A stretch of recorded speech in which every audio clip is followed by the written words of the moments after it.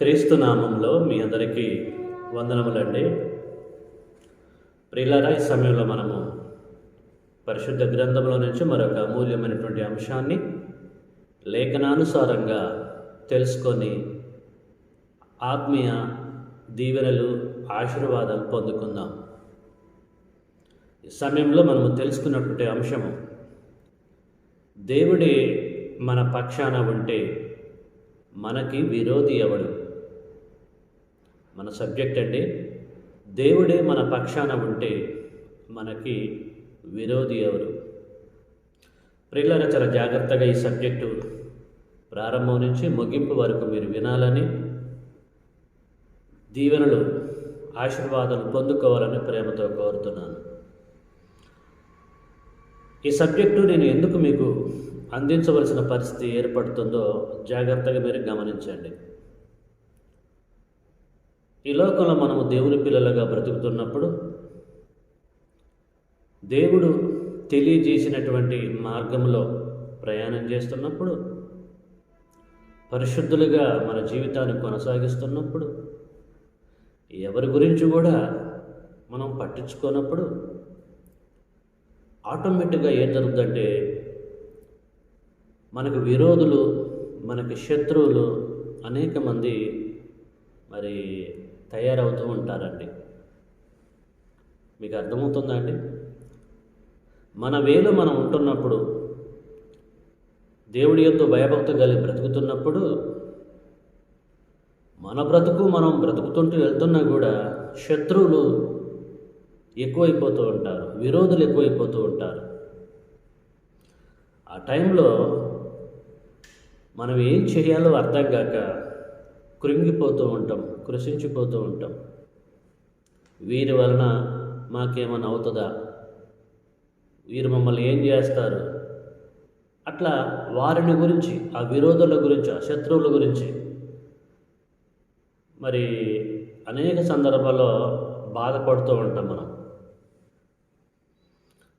ప్రియులారా, చాలా జాగ్రత్తగా ఆలోచించండి. వాస్తవాలను నేను తెలియజేస్తున్నాను. అంటే దేవుణ్ణి మనం కలిగి ఉండి కూడా మనకున్న విరోధులను బట్టి, శత్రువులను బట్టి మన పట్ల వాళ్ళు ఏమైనా ప్రణాళిక కలిగి ఉంటారా? అనేక కోణాల్లో మనము కృషించిపోతూ ఉంటాం. అయితే ఇలాంటి పరిస్థితులలో ఇలాంటి వారిని ఉద్దేశించి, ఇలాగ కృంగిపోతున్నటువంటి వారిని ఆలోచించి, వారిని బలపరచుట కొరకు అపోస్తలుడైనటువంటి పౌలు గారు రోమీయులకు పత్రిక రాస్తూ ఏం తెలియచేశాడు అనేటువంటి విషయాన్ని మనము ఆలోచించుకుందామండి. రోమపత్రిక 8వ అధ్యాయము 31వ వచనం నుంచి చదువుతున్నాను. జాగ్రత్తగా మీరు గమనించాలని కోరుతున్నాను. రోమపత్రిక 8వ అధ్యాయము 31లో ఈ రీతిగా రాయబడ్డదండి. ఇట్లుండగా ఏమందుమో, దేవుడు మన పక్షమున ఉండగా మనకి విరోధి ఎవడు? ఎంత చక్కని విషయం అండి. దేవుడు మన పక్షమున ఉండగా మనకి విరోధి ఎవడు? అంటే ఈ మాట పౌలు గారు ఎందుకు తెలియజేయవలసిన పరిస్థితి వస్తుంది అని అంటే, విశ్వాసంలో ఎవరైతే కృంగిపోతారో, విరోధుల వలన, శత్రువుల వలన ఏమవుతుంది, ఎలాగుంటుందని వారి గురించి ఎవరైతే బాధపడుతూ ఉంటారో వారిని ఓదార్చుట కొరకు ఇక్కడ చెప్పబడుతున్నది రోమలో ఉన్నటువంటి సంఘమునకు. అసలు దేవుడే, ఈ సృష్టిని కలగజేసిన దేవుడే, మహోన్నతుడైనటువంటి దేవుడే మన పక్షాన ఉంటే, మన వెనకాల ఉంటే, మనకు తోడుగా ఉంటే, ఇక మనకు విరోధి ఎవడు? శత్రువు ఎవడు? అంటే దేవుని కంటే ఎక్కువ బలం ఉంటుంది వానికి, ఆ శత్రువుకి అని చెప్పేసి దీని యొక్క భావం అండి. కాబట్టి ప్రియులారా, ఆ గొప్ప దేవుడే మనకు తోడుగా ఉన్నప్పుడు మనం భయపడవలసినటువంటి అవసరత ఏమాత్రం కూడా లేదు అని ఈ పౌలు గారి యొక్క మాటలను బట్టి మనము గ్రహించాలండి. వాక్యం ఏంటన్నటువంటి వారులారా, మీరు ఏ విషయంలో కృంగిపోతున్నారు? మీకున్నటువంటి విరోధులు ఎవరు? మీకున్నటువంటి శత్రువులు ఎవరు? ఎవరు మిమ్మల్ని ఇబ్బంది పెడుతున్నారు అని అనుకుంటున్నారు మీరు? భయపడకండి, బాధపడకండి. దేవుడే మన శత్రువులని, మన మిత్రులని, మనల్ని, ఈ సృష్టిని మొత్తం కలిగజేసిన దేవుడే మనకి తోడుగా ఉన్నప్పుడు భయపడవలసినటువంటి అవసరత ఏమాత్రం కూడా లేదని చెప్పేసి ప్రియులారా మనము గ్రహించాలని ప్రేమపూర్వకంగా మీకు నేను తెలియజేస్తూ ఉంటున్నాను. దేవుడు నిజంగా మన పక్షాన ఉండి మనకు అన్ని విధాలుగా సహాయం చేస్తాడండి. దేవుణ్ణి నమ్ముకున్నటువంటి మరి పిల్లలని, దేవుడి యొక్క వారిని ఎవరైనా శత్రువులే కానీ, ఎవరైనా సరే విరోధులే కానీ ఇబ్బంది పెడుతూ ఉంటుంటే, బాధ కలిగిస్తూ ఉంటుంటే దేవుడు చూసి ఊరుకుంటాడండి? ఈ కోణంలో మనం ఆలోచిద్దాం. దేవుడు చూసి ఊరుకుంటాడా ప్రియులారా? మనం ఆలోచిస్తే దేవుడు ఏమంటున్నాడో, ఏమనుకుంటున్నాడు అన్న విషయాన్ని గురించి బైబిల్లో మనం ఇప్పుడు జకర్యా గ్రంథంలోనికి వెళ్దామండి. జకర్యా గ్రంథంలో చక్కగా రాయబడ్డదండి. జకర్యా గ్రంథము 2వ అధ్యాయము 8వ వచనం నేను చదువుతున్నాను, జాగ్రత్తగా మీరు వినండి. జకర్యా గ్రంథము 2వ అధ్యాయం 8వ వచనం. సైన్యములకు అధిపత్యకు యెహోవా సెలవిచ్చినది ఏమనగా, యెహోవాయే సెలవిస్తున్నాడు. ఏంటది? మిమ్మును ముట్టినవాడు, వాడు శత్రువు కావచ్చు, విరోధి కావచ్చు, వాడు ఎవడైనా సరే, యెహోవా దేవుడు అంటున్నాడు, మిమ్మును ముట్టినవాడు తన కనుగుడ్డును ముట్టినవాడని ఎంచి తనకు ఘనత తెచ్చుకొనదలిసి మిమ్మును దోసుకొనిన అన్యజనుల యొద్దకు ఆయన నన్ను పంపి ఉన్నాడు. జకర్యా గారు తెలియజేస్తున్నారు ప్రియులారా దేవుడి యొక్క మనోభావాన్ని. దేవుడు ఏమనుకుంటున్నాడు సంగతి? దేవుడు ఏమనుకుంటుందంటే, మిమ్మును ముట్టువాడు, మీరు నా పిల్లలు, మీ దగ్గరకు వచ్చేసి మీకు హాని చేయాలనుకుంటే, మిమ్మల్ని ఇబ్బంది పెట్టాలనుకుంటే, కష్టాలలోకి మిమ్మల్ని తీసుకెళ్ళాలని ఒకవేళ ఎవడైనా అనుకుంటే వాడు నా కనుగుడ్డును ముట్టినట్టే అని చెప్పేసి అంటున్నాడు దేవుడు. ప్రియులారా, దేవుని యొక్క కనుగుడ్డుని ముట్టితే, అంతే కదండి, ఎంత చక్కని మాట్లాడాడు. తన కనుగుడ్డును ముట్టినవాడు, దేవుని కనుగుడ్డుని ముట్టితే దేవుడు చూసి ఊరుకుంటాడండి? ఊరుకోడండి. దేవుడు చెప్తున్నాడండి, పౌలు గారు చెప్పిన ప్రకారంగా ప్రియులారా, దేవుడు మన విషయంలో ఎలాగ ఆలోచిస్తున్నాడో ఒకసారి ఆలోచించండి. పౌలు గారు చెప్పాడు కదా, దేవుడే మన పక్షాన ఉంటే మనకు విరోధి ఎవడు? ఎవ్వడు విరోధి లేదండి. ఇక్కడ దేవుడు అంటాడు, ఓదార్స్తున్నాడు, నిన్ను ముట్టినటువంటి వాడు నిన్ను కాదు ముట్టేది, నా కనుగుడ్డును ముట్టిన వాడితో సమానం అంటూ ఉంటున్నాడు. ఆయన కనుగుడ్డును ముడితే దేవుడు ఊరుకుంటాడండి? కాబట్టి ప్రియులారా, చాలా జాగ్రత్తగా మీరు ఆలోచించాలని ప్రేమపూర్వకంగా మీ అందరికి నేను తెలియజేస్తూ ఉంటున్నాను. అలాగే ఇంకా తండ్రైన దేవుడు ఏం మాట్లాడుతున్నాడో పిల్లలు మనం ఆలోచిస్తే యెషయా గ్రంథంలోనికి మనం వెళ్దామండి. యెషయా గ్రంథంలో ఎంత చక్కగా మాట్లాడుతున్నాడు అనేటువంటి విషయాన్ని మనము ఆలోచిద్దాం. ఈ లేఖనాలన్నీ కూడా అనేక సందర్భాల్లో మనం ధ్యానించినయే, మన సబ్జెక్టుకి అవసరం ఉంటాయి అన్న ఉద్దేశంతో నేను ఈ విషయాలు తెలియజేస్తున్నాను. 49వ అధ్యాయంలోకి మనం వెళ్దాం. యెషయా గ్రంథము 49లో ఇలాగ రాయబడ్డది. 15, 16 అండి. యెషయా గ్రంథము 49, 15, 16లో ఏం రాయబడ్డదంటే, స్త్రీ తన గర్భమున పుట్టిన బిడ్డను కరుణింపకుండా తన చంటి పిల్లను మనసున మరవరు. మనకు తెలిసిన విషయమే. ఇక్కడ అంటున్నాడు, స్త్రీ తన గర్భమున పుట్టిన బిడ్డను కరుణింపకుండా తన చంటి పిల్లను మనసున, ఒకవేళ వారైనను మరుస్తురు కానీ నేను నిన్ను మరవను. చూడుము, నా అరచేతుల మీదనే నిన్ను చెక్కుకొని ఉన్నాను, నీ ప్రాకారములో నిత్యము నా ఎదుటనున్నవి. ఎంత చక్కని విషయం అండి, అంత అద్భుతంగా మాట్లాడుతున్నాడు దేవుడు. స్త్రీ తన గర్భమున పుట్టిన బిడ్డను కరుణింపకుండా, అంతే కదండి, తన చంటి పిల్లను మరుసున. ఏ స్త్రీ కూడా తన చంటి పిల్లను మరవరండి. ఎక్కడికి వెళ్ళినా కూడా చంటి పిల్ల ఎలాగున్నది, మరి ఏమన్నా ఏడుస్తున్నదా, దుఃఖిస్తున్నదా అంటే అని బిడ్డ మీద కాన్సన్ట్రేషన్ చేస్తూ ఉంటుంది బిడ్డను కన్నటువంటి తల్లి. ఎట్టి పరిస్థితుల్లో ఆమె మర్చిపోదు అంటూ, ఒకవేళ తల్లైనా మరుచునేమో కానీ నిన్ను మరవను, నిన్ను విడవను, నిన్ను ఎడబాయను చెప్పేసి అంటున్నాడు తండ్రి దేవుడు యెషయా ప్రవక్త ద్వారా. చూసారండి ఎలాంటి ఓదార్పు మాటలండి.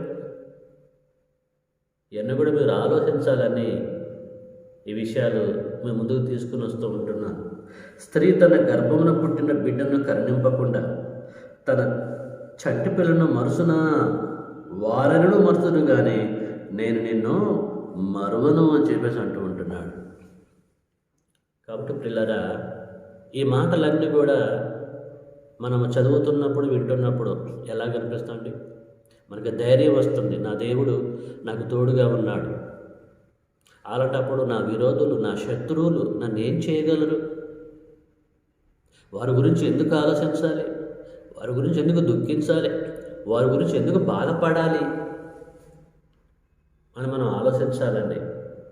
విశ్వాసంలో మనం ముందుకెళ్ళాలి ప్రియులారా.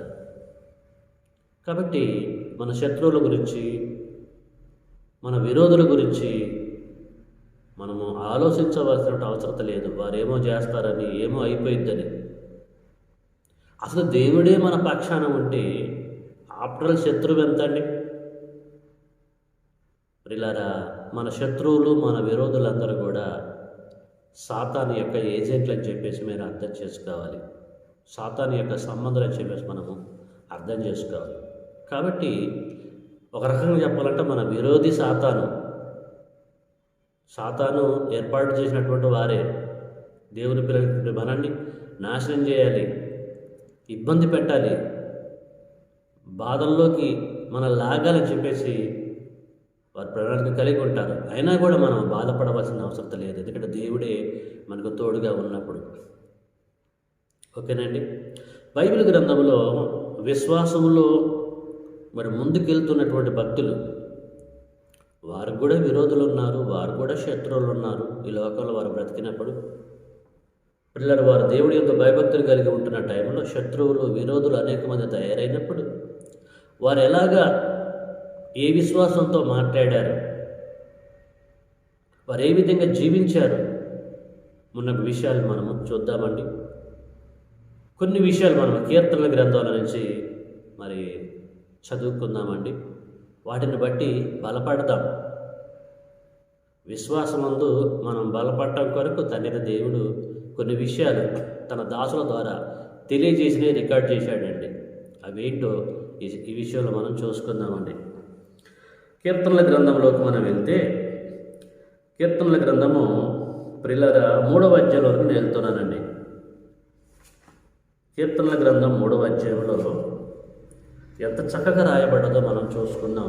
దావీదు గారు పలుకుతూ ఉంటున్నాడు.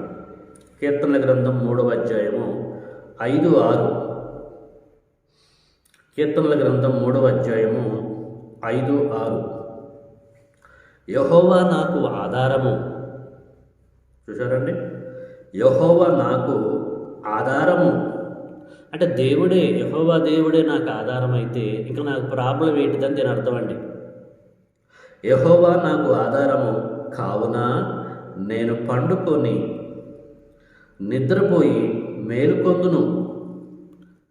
నేను పండుకొని నిద్రపోయి మేలుకొందును. ఎందుకంటే యెహోవా నాకు ఆధారంగా ఉన్నాడు, నా ప్రక్కనే ఉన్నాడు.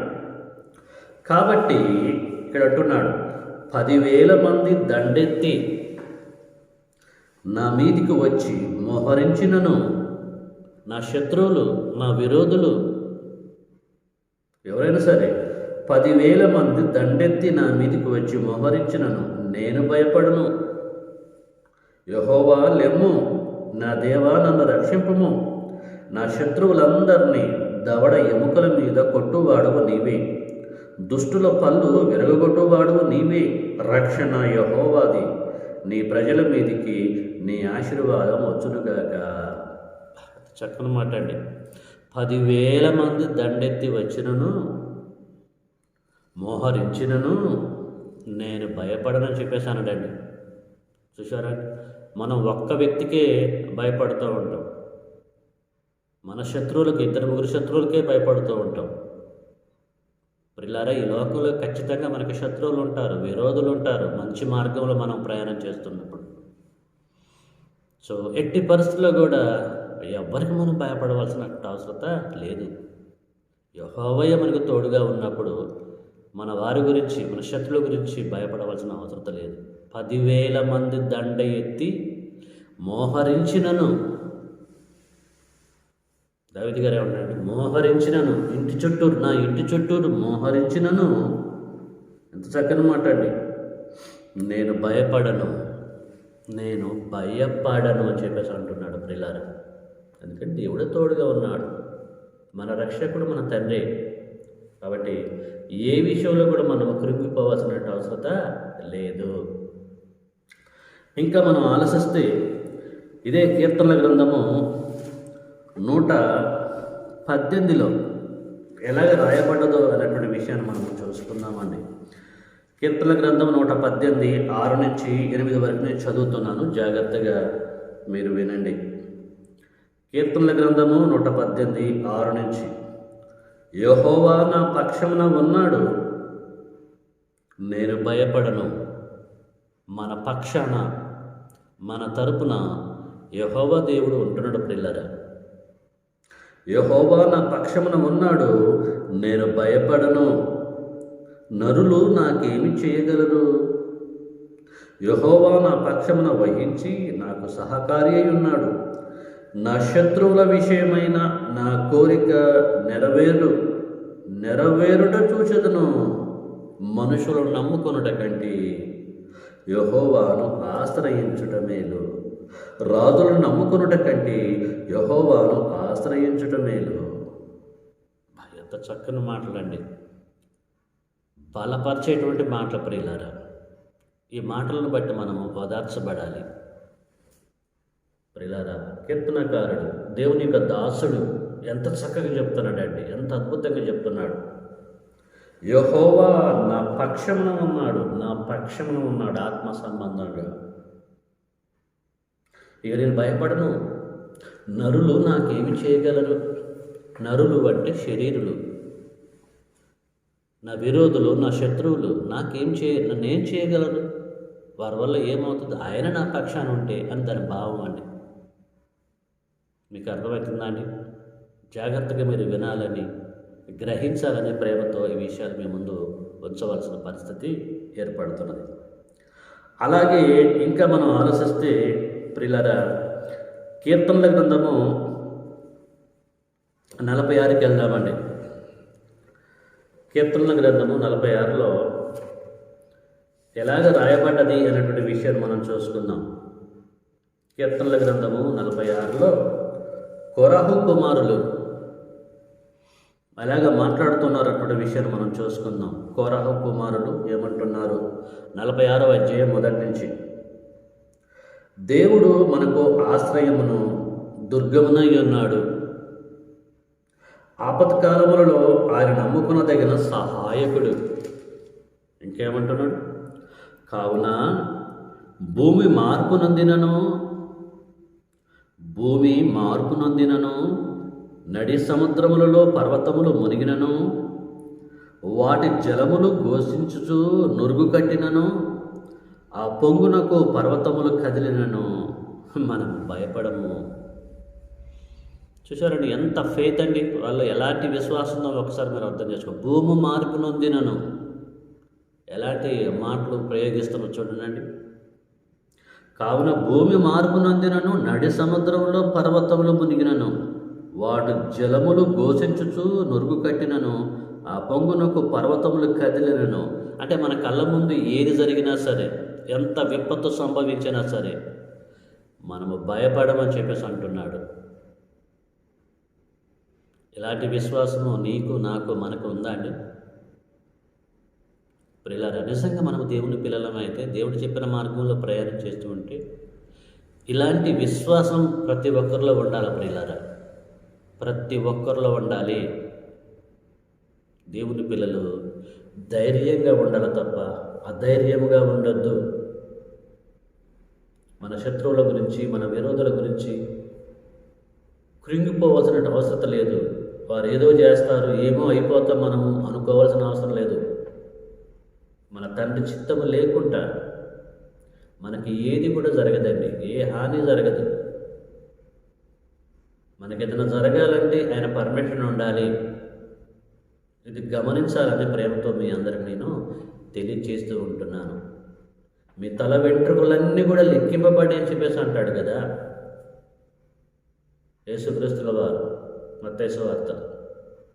ప్రతి తల వెంట్రుక మీద కూడా దేవుడి ప్రణాళిక ఉంది. ఒకటి రావాలన్నా రాలకుండా ఉండాలన్నా ఆయన చిత్తం ఉండాలి. కాబట్టి మన శత్రువుల గురించి భయపడవలసిన అవసరం లేదు. విశ్వాస వీరులు మాట్లాడుతున్నటువంటి మాటలు మనం వింటున్నాం గ్రంథంలో. ఇంకా మనం ఆలోచిస్తే ఇదే కీర్తనల గ్రంథము 56లోకి మనం వెళ్దామండి. 56లో మరి ఎలాగ రాయబడ్డది అనేటువంటి విషయాన్ని మనం చూసుకుందాం. కీర్తనల గ్రంథము 56వ అధ్యాయము 9వ వచనం. నేను మొరపెట్టు దినమున నా శత్రువులు వెనుకకు తిరుగుదురు.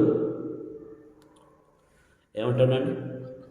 నేను మొర్రపెట్టు దినమున, దేవునికి మొరపెట్టు దినమున నా శత్రువులు వెనుకకు తిరుగుదురు. దేవుడు నా పక్షమున ఉన్నాడని నాకు తెలియను. చూసారండి? నేను మొరపెట్టే దినాన అంటే మనకి కష్టాలు వచ్చినప్పుడు, బాధలు వచ్చినప్పుడు దేవునికి మనం మొరపెట్టాలన్నది కాన్సెప్ట్. నేను మొరపెట్టు దినమున నా శత్రువులు వెనుకకు తిరుగుదురు. నా శత్రువులు వెనుకకు తిరుగుదురు. నన్ను హింసించాలని, బాధించాలని, బాధ పెట్టాలని వచ్చేటువంటి వారందరూ కూడా వెనుకకు తిరుగుదురు అని చెప్పేసి అంటున్నాడు. దేవుడు నా పక్షాన ఉన్నాడు అని నాకు తెలియను దీనిని బట్టి. కాబట్టి ఏ విషయంలో కూడా మనము కురిగిపోవాల్సినటువంటి అవసరత లేదు ప్రియులారా. జాగ్రత్తగా విషయాలను కూడా మరి గమనించాలని ప్రేమతో మీకు నేను తెలియజేస్తూ ఉంటున్నాను. ఇంకా మనం ఆలోచిస్తే 46వ అధ్యాయంలోకి వెళ్దాం. ఇదే కీర్తనల గ్రంథంలో. కీర్తనల గ్రంథంలో మనల్ని బలపరచడం కొరకు అనేకమైనటువంటి ఆధారాలు ఉన్నాయండి. భక్తులు మాట్లాడుతూ ఉంటుంటే ప్రతి ఒక్క విషయాన్ని మనం చదువుతూ ఉంటుంటే నిజంగా ఆశ్చర్యం అనిపిస్తూ ఉంటుంది. 46లో కూడా ఏం రాయబడ్డది అని ఆలోచిస్తే 46వ అధ్యాయము 11లో సైన్యములకు అధిపతియగు యెహోవా. ఎవరటండి?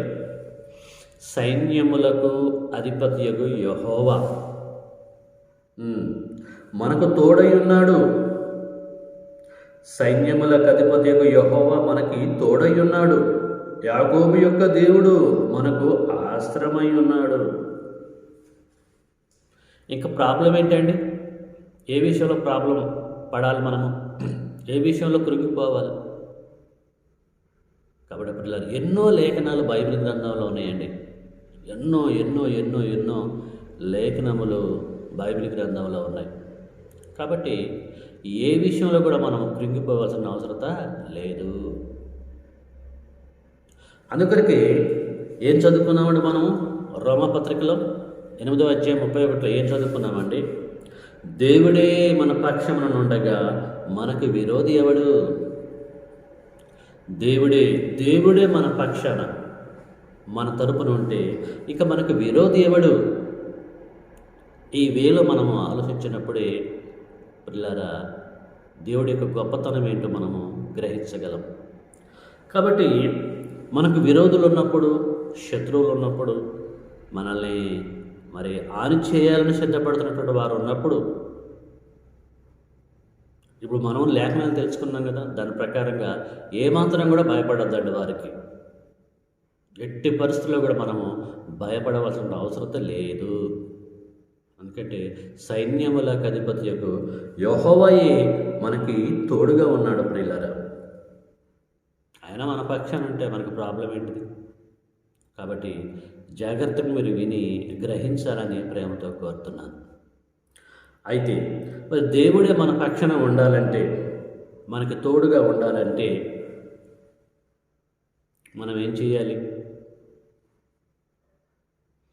గొప్ప దేవుడు మన పక్షాన ఉండి మన శత్రువులని అడ్డగించాలంటే, శత్రువులను ప్రారదోలాలంటే మనం ఏం చేయాలి? దేవుడు మన పక్షాన ఉండాలంటే మనం ఏం చేయాలి? ఏం చేయాలండి? ఏం చేయాలంటే ఆ దేవుణ్ణి మనము నమ్ముకోవాలి. ఆ దేవుడి యొక్క మార్గంలో మనం ప్రయాణం చేయాలి. దేవుడు ఏది చెప్తే దాన్ని మనము జరిగించాలి. మీకు అర్థమవుతుందా అండి? దేవుని యొక్క కృపకి, దేవుని యొక్క సహాయానికి మనం పాత్రలం కావాలంటే ప్రియులారా ఏం చేయాలండి? దేవుడు చెప్పిన ప్రకారంగా మనం జీవించాలి. తన కుమారుడైన క్రీస్తు చెప్పిన ప్రకారంగా మనము జీవించాలి. మనం జీవించినప్పుడు ప్రియులారా ఆయన అడుగుజాడల్లో ప్రయాణం చేస్తున్నప్పుడు మనకి ఏ కష్టం వచ్చినా, ఏ బాధ వచ్చినా, ఎంతమంది శత్రువులు తయారైనా వారి గురించి భయపడవలసిన అవసరమే లేదు. దేవుడే చూసుకుంటాడు. దేవుడే చూసుకుంటాడు. కాబట్టి మన వంతుగా మనం ఏం చేయాలి? దేవుడు మన పక్షాన ఉండాలనంటే ప్రియులారా దేవుని యొక్క ఆజ్ఞలను మనము గైకొనాలి. దేవుని యొక్క ఆజ్ఞలను మనము గైకొనాలి. ఆయన ఆజ్ఞలు భారమైనవి కావు. ఓకేనండి? ఆయన ఆజ్ఞలు భారమైనవి కావు. కాబట్టి ఆయన ఆజ్ఞల ప్రకారంగా మనము జీవించగలిగితే, ఆయన ఆజ్ఞలు ఎక్కడ ఉన్నాయి? పరిశుద్ధ గ్రంథములో ఉన్నాయి. ఆయన ఆజ్ఞల ప్రకారంగా మనం బ్రతకగలిగితే దేవుని యొక్క కృప, దేవుని యొక్క ప్రొటెక్షను మనందరికీ దయచేస్తాడు. వాక్యం వింటున్నటువంటి సోదరి సహోదరుడా, నీ పరిస్థితి ఎలాగుందో ఒకసారి అర్థం చేసుకో. దేవుడు చెప్పిన ప్రకారంగా నువ్వు బ్రతుకుతున్నావా? నువ్వు అలాగ బ్రతకగలిగితే దేవుడు నిన్ను ఆదరిస్తాడు, కృప అనుగ్రహిస్తాడు. ఒకవేళ ఇప్పటి వరకు మీలో ఎవరైనా బ్యాప్టిజం తీసుకోకపోతే, అంటే దేవుని పిల్లలుగా, దేవుడి కుమారుడిగా కుమార్తెగా లేకపోతే మీరు బాప్టిజం తీసుకోవడానికి సిద్ధపడండి. దేవుడి పిల్లలు కావాలంటే ముందు బాప్టిజం తీసుకోవాలి. బాప్తిస్మము ద్వారా నీ పాపములనేటివి శుద్ధి చేయబడతాయి. బాప్తిజం తీసుకోవడానికి ముందు ఏం చేయాలి మనం అంటే సువార్త వినాలి. సువార్త అంటే యేసుక్రీస్తు వారి యొక్క మరణము, సమాధి, పునరుద్ధానం. ఈ సువార్త విని విశ్వాసముంచి మారు మనసు పొంది ఒప్పుకొని ఎవరైతే బ్యాప్టిజం తీసుకుంటారో, క్రీస్తు యొక్క సంఘములో సభ్యులుగా ఉంటారో వారు దేవుని పిల్లలని పిలువబడతారు. ఎప్పుడైతే దేవుని పిల్లలుగా పిలువబడుతూ దేవుని యొక్క మాటల ప్రకారంగా బ్రతుకుతూ ఉంటారో, ఎంతమంది శత్రువులు, ఎంతమంది విరోధులైనా కూడా భయపడవలసిన అవసరం లేదు. ఆయన యొక్క ప్రొటెక్షన్ దయచేస్తాడు. కాబట్టి జాగ్రత్తగా మీరు విన్నదాని ప్రకారం మీరు ప్రవర్తించాలని మీ అందరికి నేను తెలియజేస్తూ ఉంటున్నాను. ఓకేనండి? మన సబ్జెక్టు దేవుడే మన పక్షాన ఉంటే మనకి విరోధి ఎవడు? కాబట్టి ఆ దేవుణ్ణి మన పక్షాన ఉంచుకోవడానికి మనం ప్రయత్నం చేద్దాం. మన వంతుగా మనం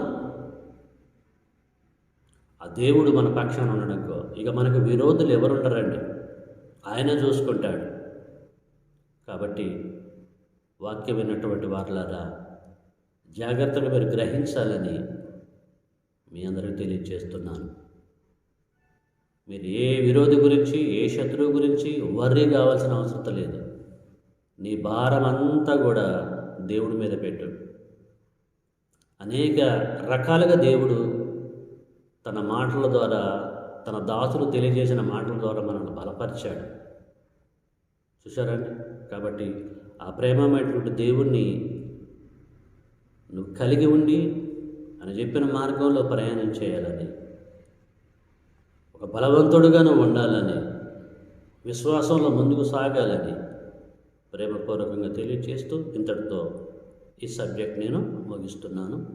చక్కగా వాక్యం వింటున్నారు, మీరు బలపడుతున్నందుకు, ఆత్మీయ దీవెనలు పొందుకుంటున్నందుకు మిమ్మల్ని అందరినీ కూడా అభినందిస్తూ ఇంతటితో ఈ సబ్జెక్ట్ నేను ముగిస్తున్నాను. తండ్రి చిత్తమైతే మరొక సబ్జెక్టుతో మీ ముందుకు వస్తాను. అప్పటి వరకు సెలవు. అందరికీ వందనములండి.